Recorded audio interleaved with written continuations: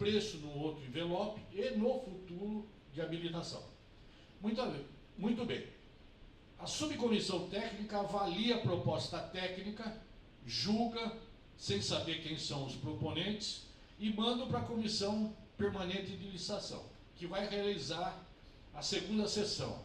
Na segunda sessão, ela vai verificar quem são os proponentes, né? Tem o plano de comunicação via identificada e a não identificada. Vai fazer o cotejo para ver quem é a licitante que apresentou aquele documento.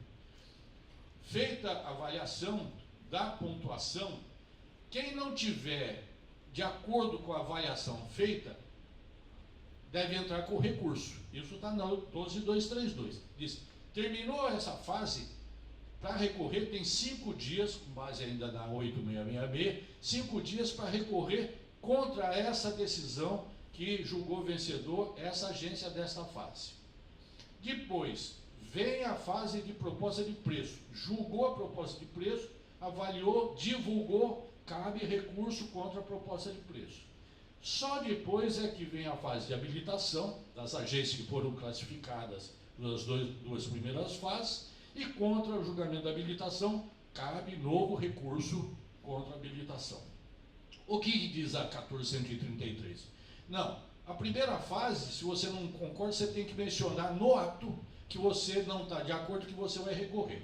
Se você não fizer isso, não consta da ata, está precluso o direito de, ou seja, está vedado, não pode mais, perdeu a fase. A fase de proposta de preço, não concordo, então consta na ata, eu não concordo, eu quero recorrer, muito bem. Mas só vai abrir prazo para recurso depois da habilitação. E aí, da publicação é que cabe esse recurso que é único para pegar todo mundo. Só que nós temos muitas situações onde as habilitações lá, as propostas lá atrás já estão impossíveis de ter continuidade. Ou foi identificada, já era caso de desclassificação, ou a proposta de preço foi acima do permitido, já era caso de desclassificação, e não poderia somente ser alegado isso lá no final, depois da habilitação. Então, o que nós estamos sugerindo é não adotar essa disposição da 1433. Você ficou louco. Como não vai atender a lei? Como é que você pode recomendar que tenha recurso fora da 1433? Então, existe um direito chamado antinomia jurídica. Há, muitas vezes, vamos dizer, uma disparidade na interpretação de duas disposições legais, né? Uma nova, outra velha, etc. Isso chama antinomia jurídica. Entretanto, nós temos critérios de avaliação. Nós temos a critério cronológico, que é a lei nova substitui a velha. A lei hierárquica, o critério hierárquico, uma lei federal se sobrepõe a estadual, municipal, etc. E temos uma terceira, que é de especialidade. A lei especial se sobrepõe à lei geral. Então, nós temos aqui, na 12232, a meu ver, uma lei especial, porque ali ela está estabelecido que tem que recorrer a cada fase do processo. A cada fase do processo. A 1433, que é geral, ele diz que é depois da habilitação. Então, no meu entendimento, deve ser eliminada da 12232 a parte que se refere ao prazo do artigo 109 da 8666, né, para só aplicar o momento da interposição, que é a cada fase do processo. Aí se aplica, sim, um prazo de 3 dias úteis, aí não tem escapatória. Isso é uma interpretação minha, por isso que eu já pedi desculpa aos colegas que têm interpretação diferente. Por isso que vai dar uma série de questionamentos no futuro. Por isso que eu prefiro a 8666 até o último dia, até o 29 de dezembro. Tá? Muito bem, aqui nós já falamos, e é isso aqui, adoção dos critérios da especialidade. Duração dos contratos de serviços publicitários. Já vimos que a 8666, lá no artigo 57, inciso 2, diz que os serviços de natureza contínua poderão ser prorrogados por até 60 meses. Né? E, excepcionalmente, tem um parágrafo 4º, ele foi acrescido posteriormente à lei. o parágrafo 4º diz que, de forma excepcional, devidamente justificada, pode ter mais 12 meses, ou seja, 72 meses. Isso ocorre muitas vezes quando está havendo um processo licitatório, já vencendo o prazo de 60 meses e não deu tempo, por motivos, porque houve muito recurso. Então, excepcionalmente, desde que justificado, pode prorrogar por mais até 12 meses. Né? Isso a lei 8666.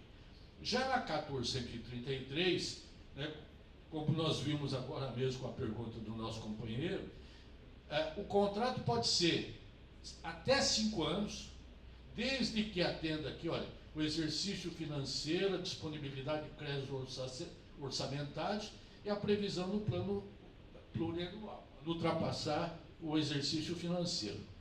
E aí pode ser celebrado com prazo de até 5 anos. Agora, assinou um contrato por 5 anos, não quer dizer que vá cumprir. A cada ano, a administração pública vai ver se ele tem orçamento para o próximo ano. Se ele não tiver, ele rescinde o contrato antes da prorrogação. Só que esse aviso que não vai prorrogar tem que ser comunicado para a agência, por exemplo, com 2 meses de antecedência, senão ele está prorrogado. Tá? É isso que diz a lei. E mais, pode haver agora a possibilidade de prorrogação do contrato por até 10 anos, desde que justificada a conveniência e a vantajosidade para a administração pública. Né? E aí a gente entra num outro aspecto. O que seria... Eu pulei aqui, mas o que seria a vantajosidade para a administração pública? Então começa assim. Em primeiro lugar, a qualificação técnica. Se a agência de propaganda está fazendo um bom atendimento, com criatividade, atendendo o público-alvo, atendendo os prazos estabelecidos para a realização das campanhas, ela demonstra qualidade técnica. Portanto, vantajosidade pela manutenção da agência com qualidade técnica. Primeiro aspecto. Segundo, vantajosidade econômica.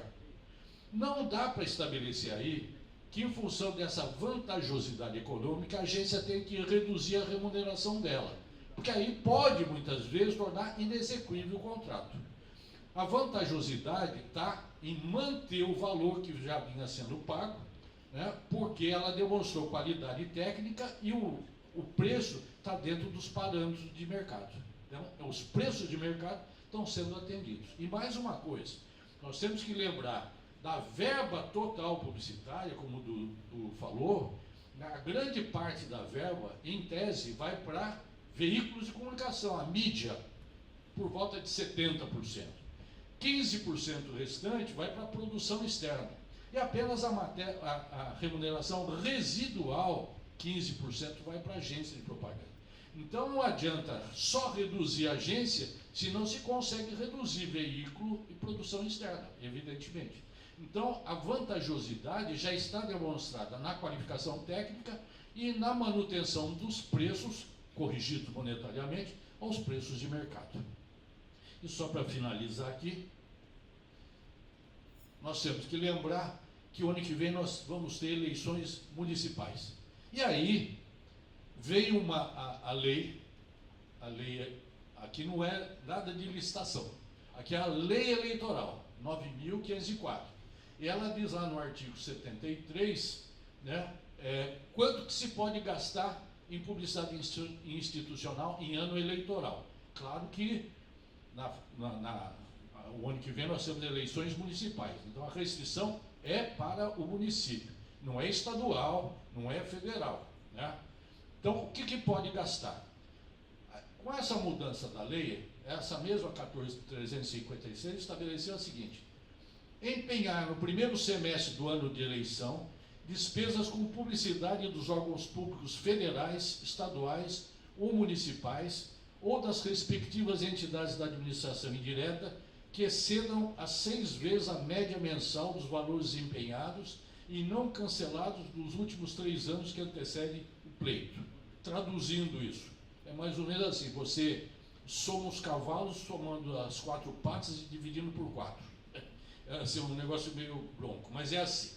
Você pega os 3 anos, 36 meses dos 3 últimos anos, verifica quais foram os empenhos existentes e não cancelados, não é gasto mais, é empenho. Divide por 36, acha um mês. Multiplica por 6, que é o primeiro semestre do ano eleitoral, que pode fazer publicidade institucional. Essa é o que você pode empenhar no primeiro semestre do ano eleitoral. Deu para entender? Eu sempre digo que é somatória dos cavalos pelas patas, dividido por 4, porque é meio óbvio, né? Mas é exatamente isso. Melhorou um pouquinho em relação ao que existia antes, porque antes era a média dos últimos três meses, apenas o primeiro semestre de cada ano. Aqui ampliou um pouquinho mais. Tá? Então, só para finalizar, aqui, exceção à regra. É permitida a publicidade institucional de atos e campanhas dos órgãos públicos de enfrentamento ao coronavírus. Até ainda continua, ainda que já a pandemia praticamente deixou de existir, mas ainda está isso dentro da lei. Pode sim. Além disso aqui também, no período de vedação total de publicidade institucional, que é os três meses que antecedem as eleições, né, não pode fazer publicidade institucional de jeito nenhum da administração pública, só pode se tiver produtos concorrentes no mercado. Vamos imaginar que tenha uma faculdade municipal do município, pertence ao município. Ela pode fazer propaganda de captação de novos alunos? Pode, porque ela está concorrendo com outras faculdades de captação com os outros alunos. Ela não pode fazer uma publicidade institucional da própria faculdade, institucional, né? Só, porque aí está infringindo a lei. Muito bem. E só uma finalidade, o final. Saldo da verba publicitária poderá ser despendida após a homologação dos resultados das eleições. Vamos imaginar que nós temos uma verba contratada para 12 meses, 5 milhões, a verba para ser gasta com publicidade institucional. Muito bem. No primeiro semestre, não vai poder gastar os 5 milhões. Vai ter que gastar, vamos dizer, 1,5 milhão. Aí sobraram 3,5. No período de vedação, não pode gastar 1 centavo. Aí, terminou a eleição. Terminadas as eleições de outubro, até dezembro, pode gastar o saldo remanescente. Por que isso? Porque o princípio da restrição à publicidade institucional se refere ao princípio da isonomia entre candidatos e partidos. Claro que o prefeito, Câmara de Vereadores, o próprio partido da situação, queira ou não, a publicidade institucional é uma forma de divulgar o próprio prefeito, vereador e o próprio partido. Então, uma vez terminada a eleição, não tem mais esse princípio da isonomia, de quebra da isonomia. Quem foi eleito já está eleito, ponto final. Pode-se gastar o saldo da verba publicitária fixada. Tá? Era isso aí. Ninguém dormiu, eu agradeço.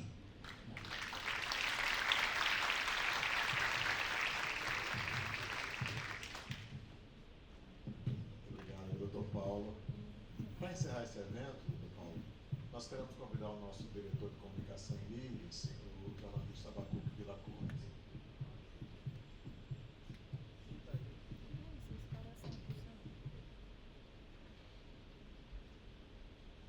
Bom,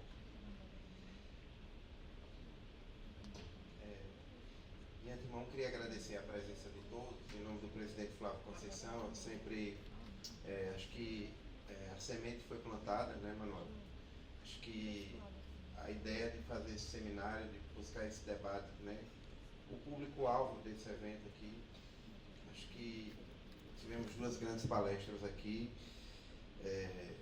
uma mais técnica, uma mais voltada para a licitação em si, outra, um grande show, uma grande aula no aspecto da publicidade em si. Sou jornalista, não sou publicitário, mas me sinto assistido, né, pela aula. E acho que dessa primeira semente a gente pode desenvolver outras ações, né, outros seminários, outros debates. Acho que o Tribunal de Contas, dentro do que a gente conversou com a imprensa, até com alguns colegas aqui hoje, a nossa intenção era promover esse debate, vocês promovessem esse debate, essa discussão, a semente plantada. não estamos aqui, Tribunal de Contas, apenas para punir, né? A gente fiscaliza, faz o controle das contas públicas, mas por se tratar de recurso público, a gente tem que fiscalizar, tem que acompanhar, mas nesse primeiro momento, acho que dentro da linha do nosso tribunal, a gente busca esse aspecto pedagógico mesmo, de buscar convidar os presidentes de câmaras, seus representantes, gestores públicos, prefeitos municipais. Acho que avançamos, a gente precisa continuar, né? Eu agradeço a presença de todos e acredito que tenha sido um grande evento.